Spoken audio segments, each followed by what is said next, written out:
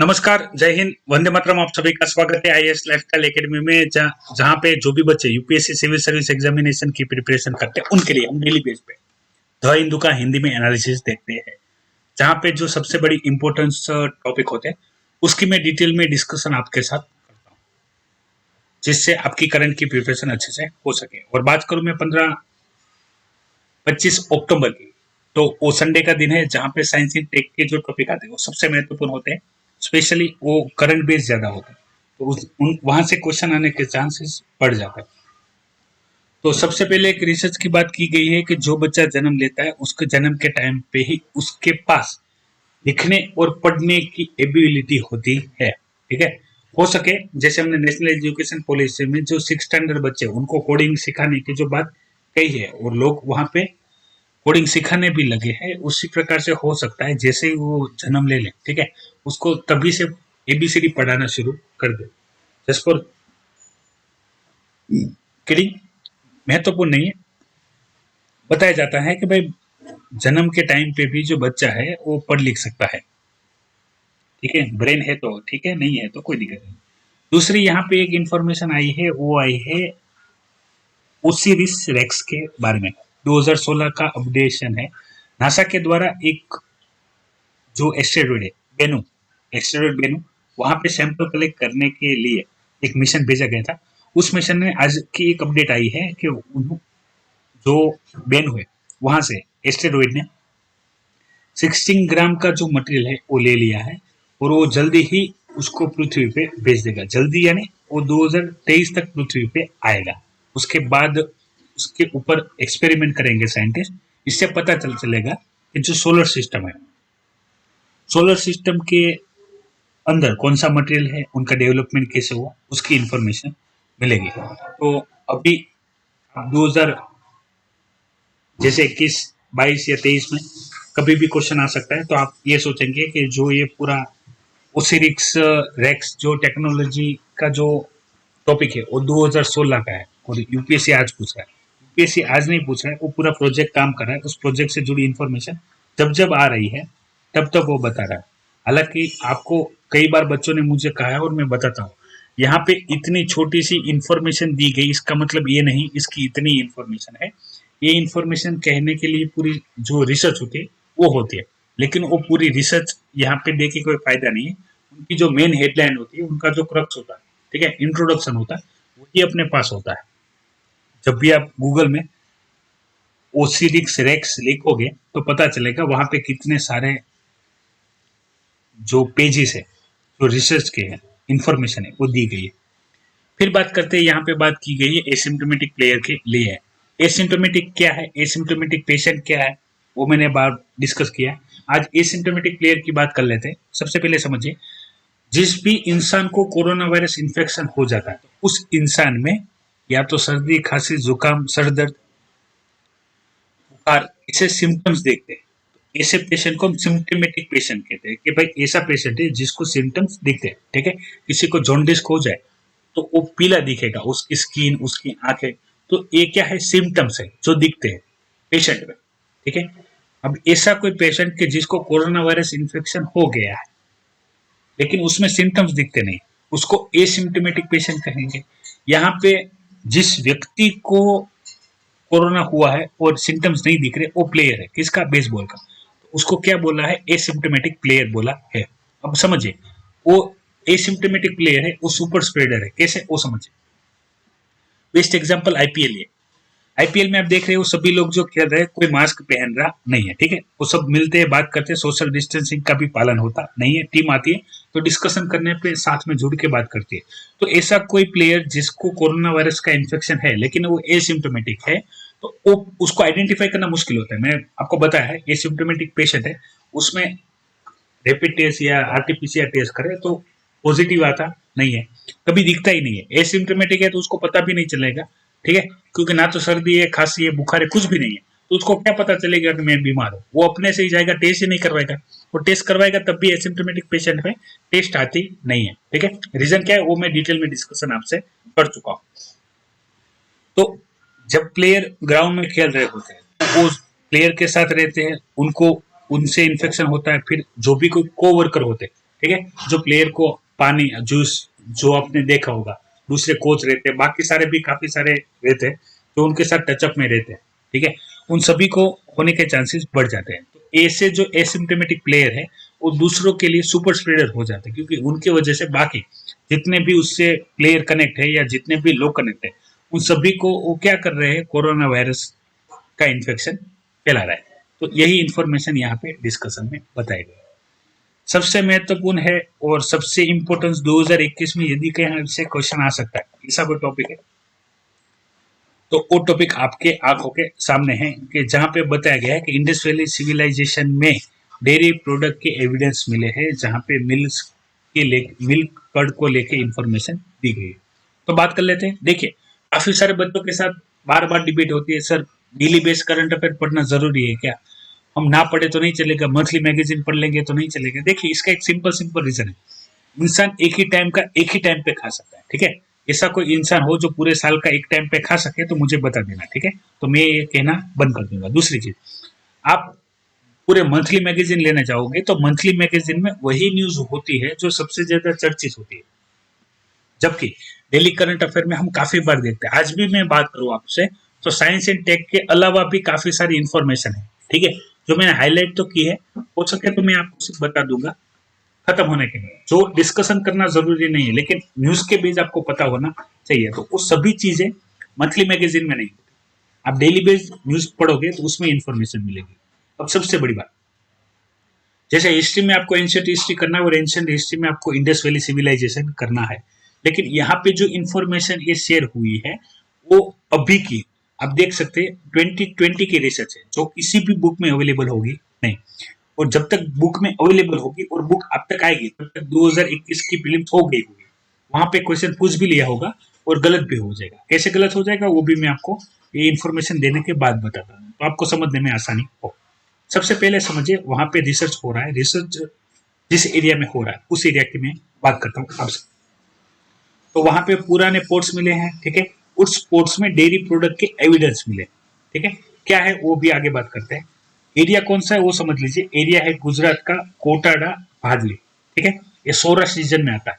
आप मैप में देख लीजिएगा आपको मिल जाएगा, सौराष्ट्र रीजन जो है गुजरात का, ठीक है, उस एरिया में आता है। एक इंफॉर्मेशन यहाँ पे बताई गई है कि भाई जो जैसे आपने मोहनजोदड़ो पिक्चर देखी होगी, तो वहां पे जो पूरा एक एरिया ऐसा दिखाया गया था जिस एरिया में लोग है, ठीक है, अर्बन प्लानिंग था, वहां पे जो घर बने हुए जो हम जानते हैं पूरा अर्बन जो हड़प्पियन जो संस्कृति है उसका जो सिविलाइजेशन है, ठीक है, यानी पूरा बिल्डिंग स्ट्रक्चर है उस एरिया में। तो उस एरिया में हो सकता है कि जहाँ पे अर्बन प्लानिंग हो, ट्रेडिंग सिस्टम हो, ज्वेलरी मेकिंग हो, उसके अलावा भी कोई गांव वाला एरिया हो सकता है, ठीक है, रूरल एरिया हो सकता है, यहाँ पे और भी लोग बसते हो, जैसे अपने यहाँ पे जैसे सिटी रहते हैं वहां पे ये सारी चीजें होती है जो रोजगार ज्यादा होते हैं, और गांव भी होता है जहाँ पे ऐसे ऐसे भी काम होते हैं जैसे मिल्क प्रोडक्शन करना, ठीक है, घी बनाना, मट्ठा छाछ कहते हैं जिसे, ठीक है, वो बनाना और चीज बनाना, ऐसी कोई भी चीज।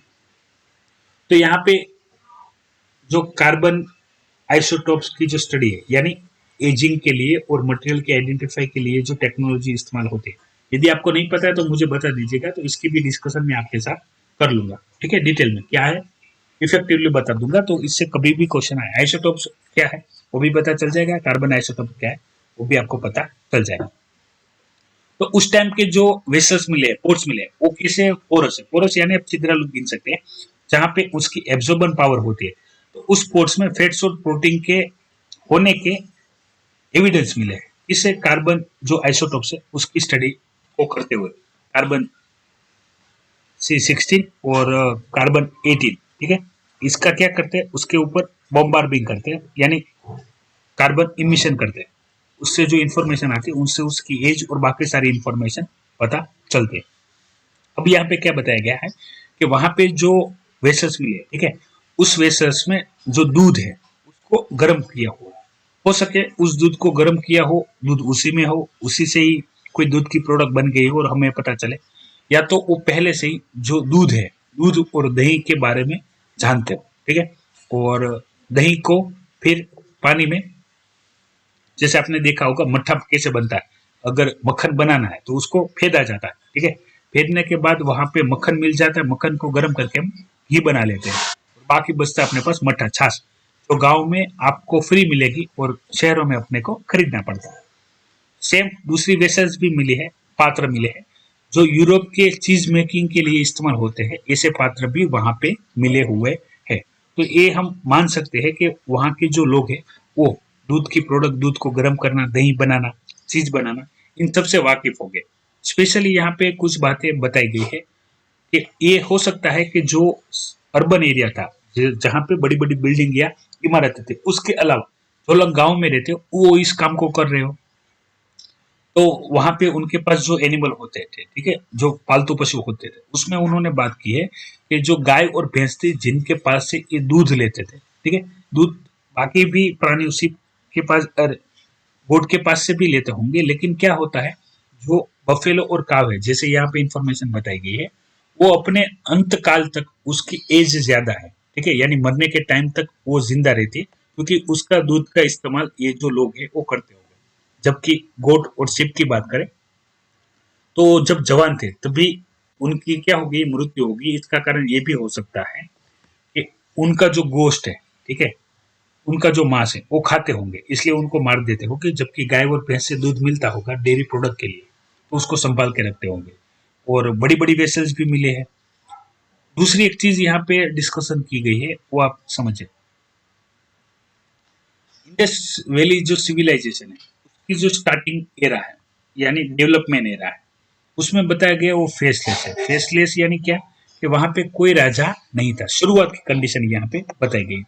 जबकि उसका जो रिलेशन था, यानी जो व्यक्ति थे उनका जो एक दूसरे के साथ जो रिलेवंस था, गवर्नेंस टाइप बोले या ब्यूरोक्रेट्स टाइप बोले, तो वहां पे सेटलमेंट बेस्ड था, सिम्बायोटिक रिलेशन, यानी एक दूसरे पे डिपेंड है। यानी मान के चलो हम इसी एग्जाम्पल को कंटिन्यू रखें, तो कोई एक ऐसा व्यक्ति होगा जो दूध से दही बनाता होगा, मट्ठा बनाता होगा, छाछ बनाता होगा, घी बनाता होगा, तो वो अपने पास जो है वो दूसरों को दे दे, दूसरे के पास से जो चीज चाहिए वो अपने लिए ले ले। बार्टर सिस्टम आपको पता होगी, ठीक है।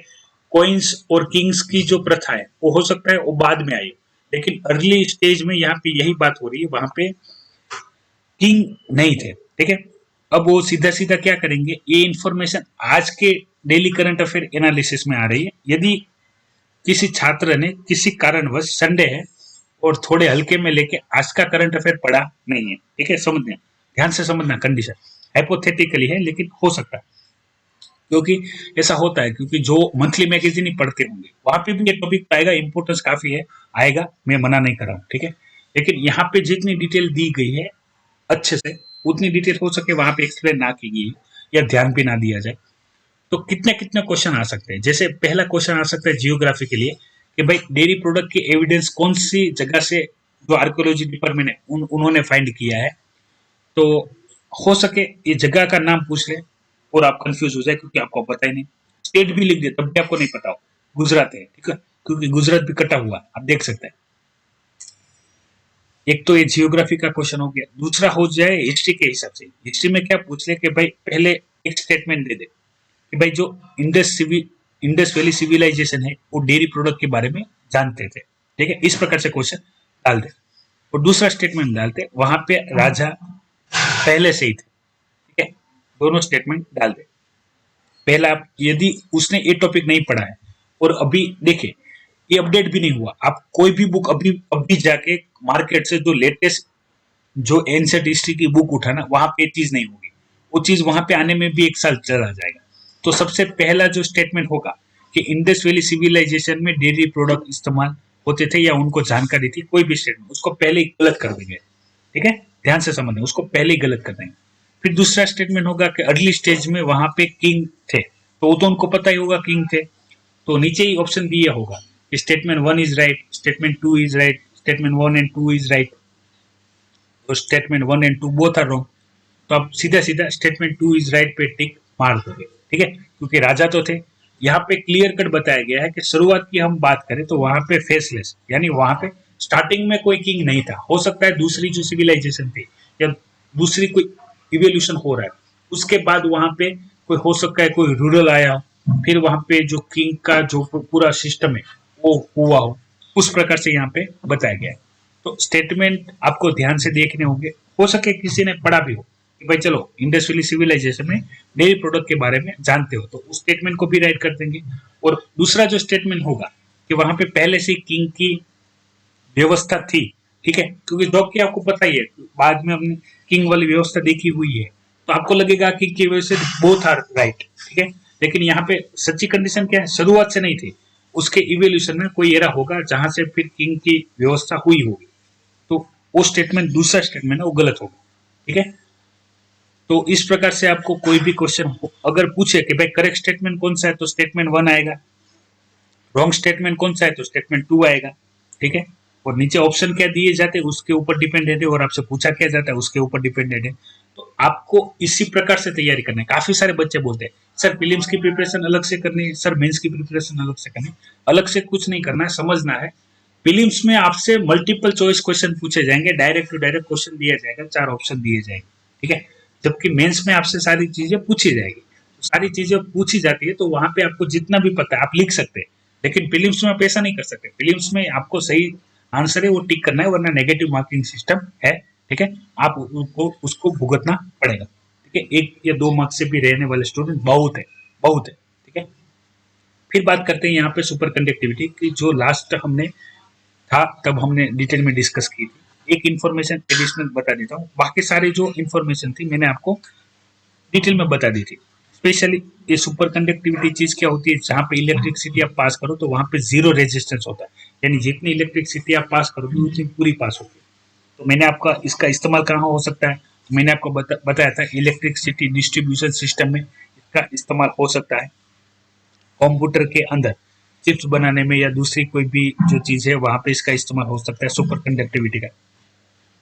एक चीज जो मैं यहाँ पे हाईलाइट करना चाहता हूँ, यहाँ पे बार बार रूम टेम्परेचर को फोकस किया जा रहा है, और रूम टेम्परेचर बताया जा रहा है 15 डिग्री सेल्सियस। आपको मुझे बताना है आपका रूम टेम्परेचर क्या है, आप जिस एरिया में रहते हो उस एरिया का रूम टेम्परेचर क्या है, ठीक है। ये जो 15 डिग्री सेल्सियस है आप समझ सकते हो ऐसे एरिया का रूम टेम्परेचर है जो ठंडा एरिया है, ठीक है। मैं इंडिया में भी बात करूँ तो जो नॉर्थ रीजन है वहां पे ऐसा हो सकता है जो रूम टेम्परेचर हो जो कूल हो 15 हो, ठीक है। लेकिन हम मिडल इंडिया की बात करें, गुजरात, मध्य प्रदेश, महाराष्ट्र, ठीक है, वहां पे 15 सेल्सियस नहीं है, और उसके भी नीचे बात करें, ठीक है, साउथ में, तो वहां पे भी 15 सेल्सियस नहीं है। तो आपसे यहाँ पे भी खिलवाड़ किया जा सकता है, सुपर कंडक्टिविटी से क्वेश्चन निकाल ले और आपको बता दे रूम टेम्परेचर और ब्रैकेट में लिखा हो, ठीक है, room temperature 30 degree Celsius, 35 degree Celsius, ठीक है, तो चीज गलत हो जाएगी। सुपर कंडक्टिविटी 15 सेल्सियस पे दिखा रही है, टेम्परेचर भी मैटर करता है, प्रेशर कितना है वो भी मैटर करता है, उसी पे वो जो चीज है जिसको बनाया जा रहा है, ठीक है, वो सुपर कंडक्टिविटी दिखाता है। तो साइंस बैकग्राउंड में स्पेशली इंजीनियरिंग बैकग्राउंड और के लिए महत्वपूर्ण है, बाकी सबको इसको डिटेल में पढ़ना होगा। इसकी डिटेल इन्फॉर्मेशन में लास्ट संडे के लेक्चर में दे चुका हूँ, जिसने ना देखा हो वो देख सकते हैं। फिर यहाँ पे एक इन्फॉर्मेशन आई है जो इन्फॉर्मेशन बेस्ड है, मच्छी की जो आप जो खाने वाले हैं उसके लिए ये स्मेल है खाने की, ठीक है, लेकिन ऐसे भी होते हैं जो मच्छी को काटे हुए जो स्मेल आती है उस स्मेल से भयभीत हो जाते हैं, उनको वॉमिटिंग होती है, ठीक है। उसके लिए कौन रिस्पॉन्सिबल है तो उसकी इन्फॉर्मेशन दी गई है। तो याद रखिए जो मछली की जो स्मेल आती है वो आती है जो जिसके वजह से, जिस कंपाउंड की वजह से आती है वो है ट्राइमिथाइलामाइन, ठीक है, ट्राइमिथाइलामाइन याद रखना है। इसकी वजह से जो मछली है उसकी स्मेल आती है, जो भी आप स्मेल सूंघते हैं उसके साथ जो कार्य करते हैं उसको जो खाते हैं उसके लिए तो वो खाने का एक क्या बोलते हैं स्टार्टर के रूप में काम करेगी। लेकिन जो मच्छी नहीं खाते, ठीक है, वेजिटेरियन, उसके लिए प्रॉब्लम कर सकता है। आप कोस्टल एरिया में है तो आपको कोई दिक्कत नहीं, आप मच्छी खाते हैं तब भी कोई दिक्कत नहीं, मच्छी से काम करते हैं तब भी कोई दिक्कत नहीं। लेकिन जो नहीं खाते हैं वेजिटेरियन है उनके लिए प्रॉब्लम होती है, उनके लिए वॉमिटिंग का कारण होता है। रीजन क्या है, उसको स्मेल करने के लिए ह्यूमन बॉडी में जो ट्रेस एमाइन एसोसिएटेड रिसेप्टर 5 है जिसको शॉर्ट फॉर्म में टार5 कहते हैं, वो जो मछली की ट्राइमिथाइलामाइन जो कंपाउंड है जो स्मेल करता है उसको आइडेंटिफाई कर लेता है, उससे उनको वॉमिटिंग जैसी इंडिकेशन आते हैं, ठीक है। जिसको नहीं खाते उसके लिए वो वॉमिटिंग कर सकते हैं। ऐसा हो सकता है। फिर मैं आपसे डिस्कशन करूँ तो यहाँ पे फिर